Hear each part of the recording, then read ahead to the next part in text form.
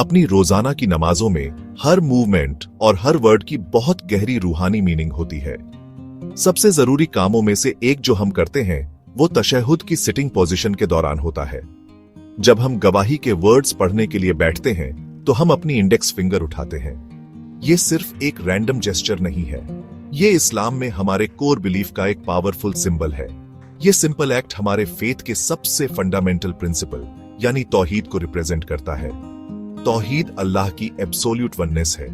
एक उंगली उठाकर हम डिक्लेयर करते हैं कि सिर्फ एक गॉड है, हमारा क्रिएटर, हमारा सस्टेनर, और सिर्फ वही पूजा के लायक है। ये डिक्लेरेशन का एक फिजिकल मैनिफेस्टेशन है, अशहदु अन ला इलाहा इल्लल्लाह, जिसका मतलब है मैं गवाही देता हूं कि अल्लाह के सिवा कोई माबूद नहीं।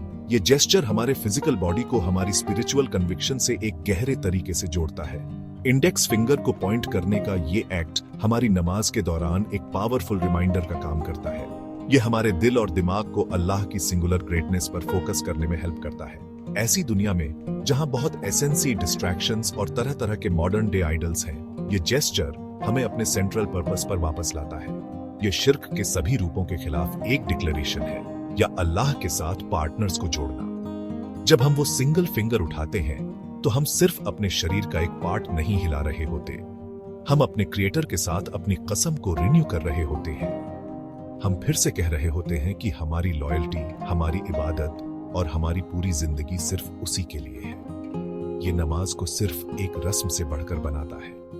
ये ऑलमाइटी के साथ एक गहरा पर्सनल और मीनिंगफुल कन्वर्सेशन बन जाता है। हर बार पढ़ने के साथ हमारे फेथ को सॉलिडिफाई करता है। सिंबोलिज्म और भी आगे जाता है। शैतान की फुसफुसाहटों के खिलाफ एक हथियार के तौर पर काम करता है। पैगंबर मोहम्मद, उन पर शांति हो, ने हमें सिखाया कि यह जेस्चर शैतान के खिलाफ लोहे से मारे जाने से भी ज्यादा सख्त है। इस पर एक पल के लिए सोचिए। शैतान का प्राइमरी मिशन हमारे दिलों में अल्लाह की एकता के बारे में शक पैदा करना है। वो इबादत के हमारे सबसे पाक पलों के दौरान हमें डिस्ट्रैक्ट करना चाहता है। अपनी उंगली उठाकर हम इन डिस्ट्रैक्शंस के खिलाफ एक्टिवली लड़ रहे होते हैं। हम अपने अटूट बिलीफ का एक बोल्ड और विजिबल स्टेटमेंट दे रहे होते हैं, जो शैतान के इन्फ्लुएंस को कमजोर करता है और हमारे खुद के स्पिरिचुअल रिजॉल्व को मजबूत करता है। ये उन ताकतों के खिलाफ एक खामोश फिर भी पावरफुल जंग का डिक्लेरेशन है जो हमें गुमराह करना चाहती है। इसलिए इस एक्शन की इंपॉर्टेंस को समझना हमारे पूरे नमाज के एक्सपीरियंस को एनरिच करता है। ये एक सिंपल फिजिकल मूवमेंट को इबादत और स्पिरिचुअल वॉरफेयर के एक गहरे एक्ट में बदल देता है। हर बार जब हम तशहुद के लिए बैठते हैं और अपनी उंगली उठाते हैं तो हमें याद रखना चाहिए कि इसका क्या मतलब है। ये मुसलमानों के तौर पर हमारी पहचान का एक सिंबल है। ये अल्लाह की एकता का हमारा डिक्लेरेशन है। ये शैतान की फुसफुसाहटों के खिलाफ हमारी ढाल है। ये हमारे फेथ की सबसे जरूरी सच्चाई के साथ गहरे कनेक्शन का एक पल है। ये समझ हमें नमाज को सिर्फ अपने अंगों से नहीं बल्कि अपने पूरे दिल और आत्मा से करने की परमिशन देती है, जिससे अल्लाह के साथ हमारा कनेक्शन मजबूत और ज्यादा मीनिंगफुल बनता है। सही प्रैक्टिस को समझने के लिए हमें कुरान के बाद गाइडेंस के अल्टीमेट सोर्स की तरफ मुड़ना होगा। हमारे लवी पैगंबर मोहम्मद, उन पर शांति हो, की सन्ना ऑथेंटिक हदीस कलेक्शन हमें क्लियर इंस्ट्रक्शंस देते हैं कि उन्होंने और उनके साथियों ने कैसे नमाज पढ़ी। उंगली उठाने के बारे में सबसे ज्यादा बताई जाने वाली रिवायतों में से एक अब्दुल्ला इब्न जुबैर से आती है। उन्होंने बताया कि जब अल्लाह के रसूल, उन पर शांति हो, तशहुद के लिए बैठते थे तो वे अपना बायां हाथ अपनी बाईं जांघ पर और अपना दायां हाथ अपनी दाईं जांघ पर रखते थे और वे अपनी इंडेक्स फिंगर से इशारा करते थे।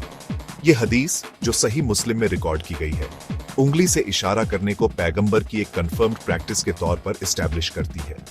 ये हमें हमारी नमाज के इस इंपॉर्टेंट पार्ट के लिए फाउंडेशनल एविडेंस देती है। एक और अहम हदीस जो अब्दुल्ला इब्न उमर ने सुनाई है, हमें इस प्रैक्टिस के बारे में ज्यादा डिटेल देती है। उन्होंने पैगंबर, उन पर शांति हो, की तशहुद में पोजीशन के बारे में बताया। कहा कि वे अपने दाहिने हाथ की सभी उंगलियों को बंद कर लेते थे, मुट्ठी बनाते थे और अंगूठे के बगल वाली उंगली यानी इंडेक्स फिंगर से इशारा करते थे। ये रिवायत भी सही मुस्लिम में मिलती है। ये डिटेल्ड डिस्क्रिप्शन हमें उस सटीक तरीके को विजुअलाइज करने में हेल्प करता है जिससे पैगंबर, उन पर शांति हो, ने ये एक्शन किया था। ये सिर्फ उंगली का एक कैजुअल उठाना नहीं था, ये एक स्पेसिफिक पोजीशन थी जिसे उन्होंने अपनाया था। इस स्पेसिफिक मेथड को फॉलो करने से हम पैगंबर की नमाज की ज्यादा से ज्यादा नकल कर सकते हैं, जो हर मुसलमान का एक गोल होता है। अक्सर ये सवाल उठता है कि उंगली को स्थिर रखा जाना चाहिए या हिलाया जाना चाहिए। वाइल इब्न हुज्र द्वारा सुनाई गई एक हदीस जो सुनन अन-नसाई में रिकॉर्ड की गई है, में बताया गया है कि उन्होंने पैगंबर उन पर शांति हो को अपनी मिडिल फिंगर और अंगूठे से एक सर्कल बनाते हुए अपनी इंडेक्स फिंगर से इशारा करते हुए देखा और उन्होंने उन्हें इसे हिलाते हुए इससे दुआ करते हुए देखा। इससे कुछ स्कॉलर्स इस नतीजे पर पहुंचे हैं कि उंगली का हल्का लगातार मूवमेंट सुन्नत का हिस्सा है। हालांकि दूसरे स्कॉलर्स मूविंग शब्द को सिर्फ बंद मुट्ठी की पोजीशन से इसे उठाने के एक्ट के तौर पर इंटरप्रेट करते हैं, न कि लगातार हिलाने। वे तर्क देते हैं कि ज्यादातर रिवायतें सिर्फ इशारा करने का जिक्र करती हैं, बिना किसी मूवमेंट के रेफरेंस के। इंटरप्रिटेशन में ये डिफरेंस सभी संबंधित हदीसों के पूरे कॉन्टेक्स्ट का स्टडी करने की इंपॉर्टेंस को हाईलाइट करता है। जिन रिवायतों में बिना मूवमेंट के इशारा करने का जिक्र है, वे ज्यादा है और सही बुखारी और सही मुस्लिम जैसे सबसे ऑथेंटिक कलेक्शंस में मिलती है। उदाहरण के लिए अब्दुल्ला इब्न जुबैर की हदीस सिर्फ ये बताती है कि वे अपनी इंडेक्स फिंगर से इशारा करते थे या अशारा बी इज़बाही। इस सीधी सादी डिस्क्रिप्शन को कई स्कॉलर्स द्वारा ये समझा जाता है कि उंगली को एक बार उठाना और तशहुद के आखिर तक उस पोजीशन में रखना। ये अप्रोच फोकस डिक्लेरेशन के निशान के तौर पर स्टिलता पर जोर देती है, जो नमाज की गंभीरता के साथ अलाइन करती है। इस्लामी फ़िक़्ह की खूबसूरत डाइवर्सिटी के भीतर सुन्नी फ़िक़्ह के 4 बड़े स्कूल हनाफी, मालिकी, शाफ़ई और हनबाली इस प्रैक्टिस के लिए थोड़े अलग अप्रोच रखते हैं। ये सब हदीस की उनकी स्कॉलरली इंटरप्रिटेशंस पर बेस्ड हैं। इन डिफरेंस को रिस्पेक्ट और अंडरस्टैंडिंग के साथ देखना इंपॉर्टेंट है, क्योंकि हर स्कूल ने अपने रूल प्राइमरी सोर्स से निकाले हैं। हनाफी स्कूल उदाहरण के लिए शाहदा के ला इलाहा कोई माबूद नहीं वाले हिस्से को पढ़ते समय इंडेक्स फिंगर उठाने और इल्लल्लाह यानी अल्लाह के सिवा पढ़ते समय इसे नीचे करने की सिफारिश करता है। यह खास टाइमिंग फिजिकल एक्शन को नेगेशन और एफर्मेशन की वर्बल डिक्लेरेशन से सीधे जोड़ती है, जो सभी झूठे माबूदों को रिजेक्ट करने और एक सच्चे माबूद को अफर्म करने का सिंबल है। मालिकी स्कूल ऑफ थॉट का एक अनोखा गेजिया है। इस स्कूल के फॉलोअर्स को सिखाया जाता है कि वे इंडेक्स फिंगर को उठाएं और तशहुद की पूरी अवधि के दौरान इसे लगातार लेकिन धीरे से बाएं से दाएं हिलाएं।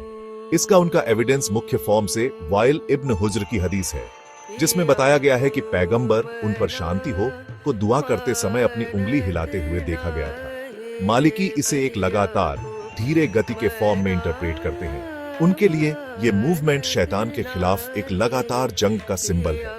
नमाज के इस अहम हिस्से के दौरान उसे सक्रिय फॉर्म से दूर रखना, इस लगातार गति को दिल की केंद्रित दुआ का एक फिजिकल मैनिफेस्टेशन माना जाता है। शाफई स्कूल सलाह देता है कि उंगली को उस समय उठाया जाए जब कोई ईमान की गवाही में इल्लल्लाह कहता है। फिर उंगली को उठाया हुआ रखा जाता है, लेकिन स्थिर रखा जाता है जब तक कि बैठने का अंत न हो जाए।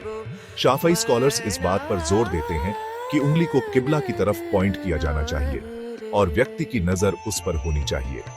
इस प्रैक्टिस को फोकस और विनम्रता बनाए रखने का एक तरीका माना जाता है। उठाई हुई उंगली को देखना, जो अल्लाह की एकता का सिंबल है, मन को भटकने से रोकने में मदद करता है।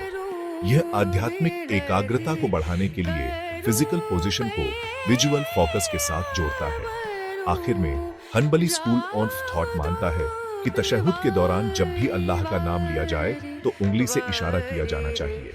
इसका मतलब है कि जब भी दुआ में अल्लाह का नाम लिया जाए तो उंगली को बिना हिलने डुलने के उठाया और इशारा किया जाता है। ये अप्रोच जेस्चर को सीधे अल्लाह के शानदार नाम से जोड़ता है। हनबली स्कॉलर्स तर्क देते हैं कि ये हर बार जब उसका नाम बोला जाता है तो अल्लाह की प्रेजेंटी के प्रति आदर और स्वीकार्यता दिखाने का एक तरीका है। हालांकि इन चारों स्कूलों में से हर एक का थोड़ा अलग तरीका है। वे सभी तौहीद के प्रतीक के फॉर्म में उंगली उठाने की मौलिक वैलिडता और इंपॉर्टेंस पर सहमत हैं। अलग अलग विचारों और प्रामाणिक हदीस से मिले सबूतों की समीक्षा करने के बाद हम देख सकते हैं कि पैगंबर मोहम्मद, उन पर शांति हो, कि सबसे लगातार बताई गई प्रैक्टिस इंडेक्स फिंगर को उठाना और उसे स्थिर रखना था।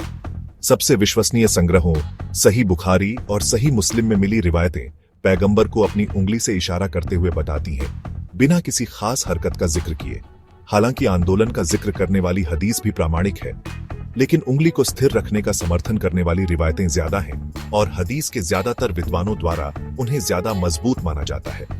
इसलिए अशहदु अन ला इलाहा इल्लल्लाह कहते समय इंडेक्स फिंगर को उठाना और तस्लीम तक उसे किबला की ओर इशारा करते हुए रखना सबसे प्रामाणिक और सुरक्षित तरीका लगता है। यह निष्कर्ष दूसरे फिक्ह के स्कूलों की प्रथाओं को अमान्य नहीं करता है। जो अंतर मौजूद हैं, वे वैध विद्वानों की व्याख्या या इज्तिहाद के मामले हैं और फिक्ह के इन बारीक बिंदुओं में विविधता की गुंजाइश है। चारों स्कूलों के महान इमाम गहरे ज्ञानी और धर्मपरायण विद्वान थे, जिन्होंने सुन्नत को संरक्षित करने के लिए अपना जीवन समर्पित कर दिया। उनके निष्कर्ष पवित्र ग्रंथों के व्यापक शोध और विश्लेषण के बाद निकले थे। इसलिए इन स्थापित स्कूलों में से किसी का भी पालन करने वाला व्यक्ति मार्गदर्शन के रास्ते पर है। यहाँ लक्ष्य एक प्रथा की निंदा करना नहीं है, बल्कि सबूतों को समझना और उस चीज का पालन करने का प्रयास करना है जो सबसे मजबूत और सबसे सीधा पैगंबर की परंपरा लगती है। हर मुसलमान के लिए सबसे महत्वपूर्ण सलाह है नमाज के सार पर ध्यान देना, फेथदारी या इखलास और एकाग्रता या खुशू। हमारी उंगली की स्थिति नमाज के बाहरी फॉर्म का एक विवरण है, लेकिन जो रियलिटी में मायने रखता है वह हमारे दिल की स्थिति है। क्या हम रियलिटी में अपनी नमाज में मौजूद हैं? क्या हम अल्लाह के सामने खड़े होने के बारे में जागरूक हैं? ये वे प्रश्न हैं जिनसे हमें सबसे ज्यादा चिंतित होना चाहिए। ये एक बड़ी त्रासदी है जब मुसलमान फिक्ह में छोटे मोटे मतभेदों पर बहस करते हैं और विभाजित होते हैं, जबकि इबादत की भावना को अनदेखा करते हैं। शैतान हमें डिटेलों पर झगड़ते हुए देखना पसंद करता है, क्योंकि यह हमें अल्लाह को खुश करने और उम्माह के फॉर्म में एकजुट होने के हमारे प्राथमिक लक्ष्य से विचलित करता है। इसलिए आइए हम उस प्रथा को अपनाएं जिसके बारे में हम मानते हैं कि वह सबसे सही है, ठोस सबूतों के आधार पर। लेकिन आइए हम इसे विनम्रता और दूसरों के लिए सम्मान के साथ करें। यदि आप मस्जिद में अपने भाई या बहन को थोड़ी अलग विधि से नमाज पढ़ते हुए देखते हैं, तो उन्हें ठीक करने या घमंड महसूस करने की जल्दी न करें। इसके बजाय उनके लिए और अपने लिए दुआ करें। याद रखें कि एक उम्माह के फॉर्म में हमारी एकता हमारी इबादत के हर एक विवरण में एक रूपता से कहीं ज्यादा महत्वपूर्ण है। आइए हम उन महान सिद्धांतों पर ध्यान दें जो हमें एकजुट करते हैं, अल्लाह, उसके रसूल और आखिरत के दिन में हमारा बिलीफ। और आइए हम प्यार और ब्रदरचारी की भावना से एक साथ नमाज पढ़ें, अपने निर्माता की स्वीकृति चाहते हुए।